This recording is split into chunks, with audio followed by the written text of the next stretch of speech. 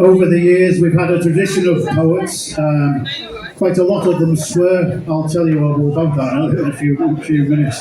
But it's been a great tradition. We've even had a play one time. We've had some comedians, although to be fair, the comedians were a bit crap. So we haven't had very many of them.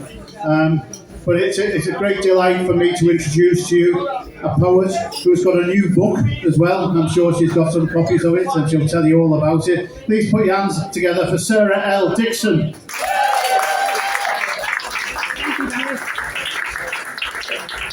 Yeah, so the book's called A Bit Like Falling in Love. It only came out 10 days ago. I've got 400 in my house now, and I was like, why did they order that many? But Ian's been so supportive of kind of pushing me to get it out there. So I wanted to come to his night, and then he went on holiday, so I have to come back again. I'll just read you. It says, Sarah L. Dixon has a grand passion for 90s indie music scene. Here she takes you dancing in the kitchen, making mosh pit friends, meeting musicians in dreams and in life. Bring your stamina and a good pair of trainers. So the first one's called Tangled Up in 90s Indie. Here we begin, in the middle. The Franks, Carter, the Poppies, sharing so many songs that shaped us, at an age when kissing was new. When the world of which they sang was grown up, they were connected with our anger, our passion, our need to be heard, to bounce around in a crowd. Anyone who knows me will quickly find when music is mentioned, I disappear into a reverie of early 90s, a touchstone for me. As a teenager, I was a good girl, so there'll be no swearing in this. I had crushes on people whose names I didn't know, labelled them as Greycoat, James Top, Indie Fringe, and giggled if any of them looked my way, too shy to talk to them. Apart from that time, I pledged a £5 to children in need if Indie Fringe would kiss me. And that day I walked 5 miles with a free foot card. I'd take love hearts inside. James Top went out with another Sarah just after. They now take their teen boys to gigs. We find ourselves in a different town, distant from responsibility, spontaneity our guide. You give me a hug and present me with 2 badges, one about my strangeness being a strength, the other in the shape of a mixtape. Gifts those who know me well would have chosen. We have a connection, and I'm not sure how I can label it. What we have is tangled up in teenage freedom, not summed up in song lyrics, but beside them, within them. As we sing the words that are part of our fabric, that rush and confusion of new hormones, but now they dip and surge again.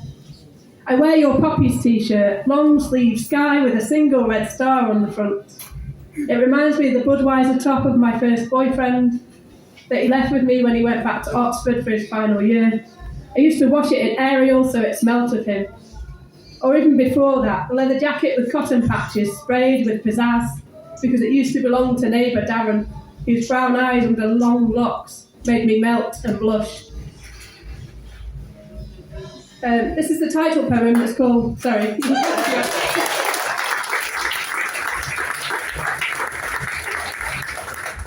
Yeah, some poetry nights, they just don't like clapping in the middle, so it's like, whatever you want. So the title poem was published on a beer mat about 10 years ago, and it's a bit like falling in love. We navigate the safe edges until we join in conversation about ale and Magnus Mills. We share lost looks when the jukebox plays The Cure. Romance skirts our words and the band has changed, but not the era. We move closer, lost in our love for New Model Army, Neds and Rye. Beer mats are small.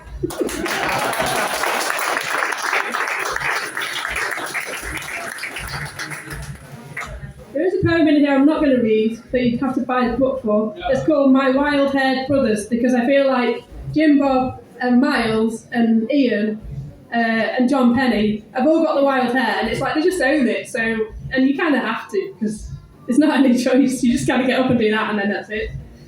So yeah, it's in the book if you want to buy it. My favourite famous person ever. I'm getting to interview him in Chatham in November, which is terrifying and scary and exciting all at once.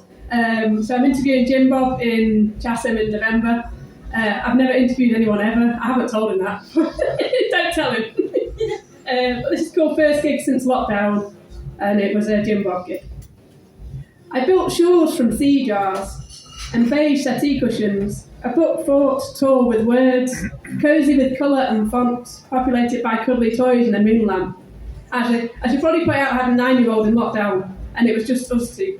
So I constructed a lockdown boyfriend from a coat, hat and knee-high socks, set him in a convincing stance, foot resting on the breakfast bar stool. Happiest of all were the nights of fairy lights and 90s music, when I danced back my way back to who I was 3 decades ago, became that person for a while. He kept me going through long days of furlough and homeschool, of fraught towpath walks, as 2 sets of hormones clashed, trapped in one house, single parent, only child. Thanks for writing the tunes that echo our isolated lives. You turned the toe tap greetings and elbow touches into a dance of preservation. Thanks for staying safe. I know I wasn't the only one in the crowd at Hebden Trades who'd found their sanity in a C90, 45 or CD, over and over. Thanks for your between-track chat as the club swells in song. You reignite us. This is a flight we can only feel, lifting from slippery floors in rooms full of people, singing.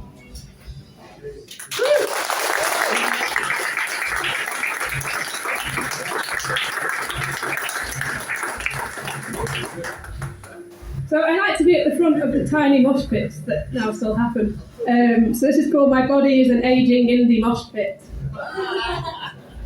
It bounces nostalgia and lifts me. It hangs around the edges, pushing others upright at the times when full immersion feels too much.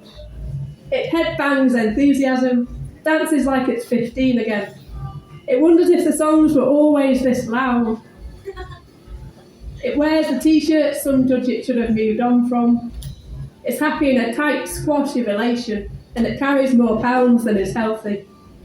It sweats tide marks onto new merch and decades-old treasured teas. It doesn't try to drink pints, it isn't here for that.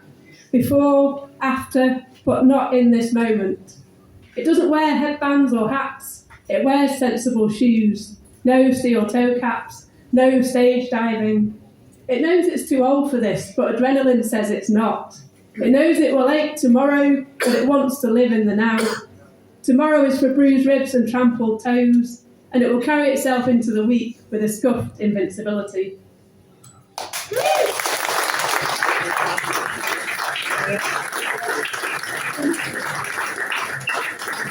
Yeah, this is my last one.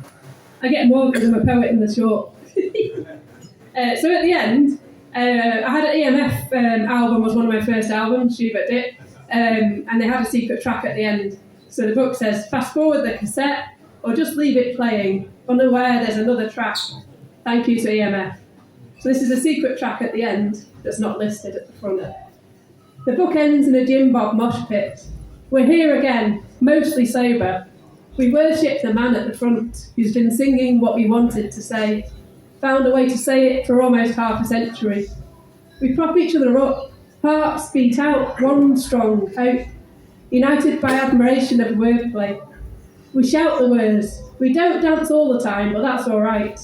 We do not want the night to end. We stamp for more, and the band are so ready to give us this encore. They drink in the adoration and adore us back. There is no Sheriff Fatman. That is right, and there's no chanting for it either. We love the small venue vibe, the tears, the love, the tribe of it. This night flames in our cause. We bounce and don't come down. There's no reason to in Jim Bob Town. We're more us here in a tiny mosh pit. We know we will ache in the morning, but we live for the moment of song and solace. We live for music, the man and each other. We treat every gig like the last we will see, with the hope there will be more. Bubbles float across the room, we raise our arms, chant in the moment, hazy with smoke machines, and utter love.